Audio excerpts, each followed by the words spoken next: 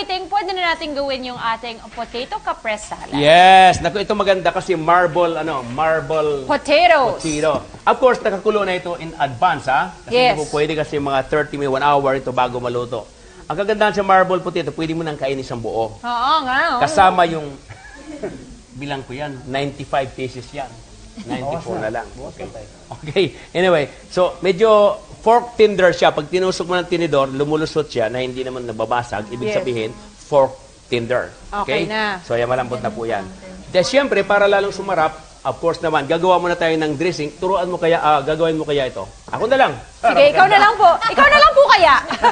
Basically, ang caprese salad, para sa kaalaman ng lahat, is composed of just 3 ingredients. So, meron tayong basil leaves, meron tayong mozzarella cheese, Yes. at tomatoes. That's right. Yung tomato, i-saute lang natin para medyo Cherry mag-caramelize siya.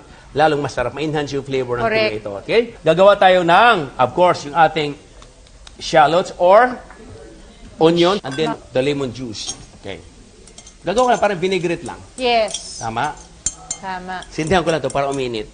O, di ba? Lagyan ko lang ng kunting mantika para uminit din. O, di ba?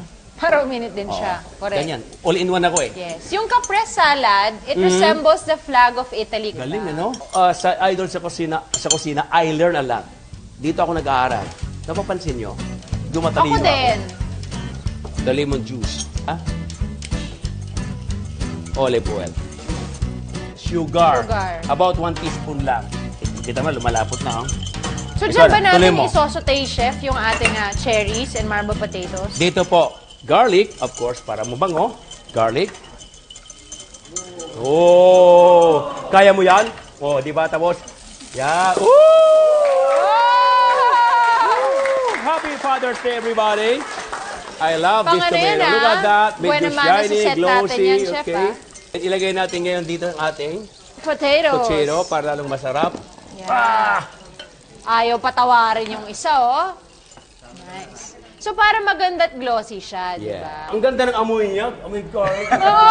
Dikit na dikit naman, Namoy mo, chef, namoy eh. mo. Namoy mo ba? Namoy mo? Namoy mo? Oh, di ba? Kung mahabang uso nyo. Of Ako na course, po. meron tayong mozzarella cheese na cubes. Oh, anyway, so dito na yung ating, of course, lemon juice, olive oil, ano? And then meron tayong shallots at basil. Yes, basil Then, leaves, kanina po, hiniwa ko na po yung mozzarella. mozzarella. Yummy. Yan. Okay, ayan. Alright, and then, of course, ihahalo natin itong ating Sauteed cherry tomatoes and Yes. marble potatoes. So, special kind of capresto, chef, dahil meron tayong marble potatoes na dinagdag. That's right. Kasi the traditional talagang tomatoes, mozzarella, and basil leaves Oo, lang. yan na, ganyan na po siya.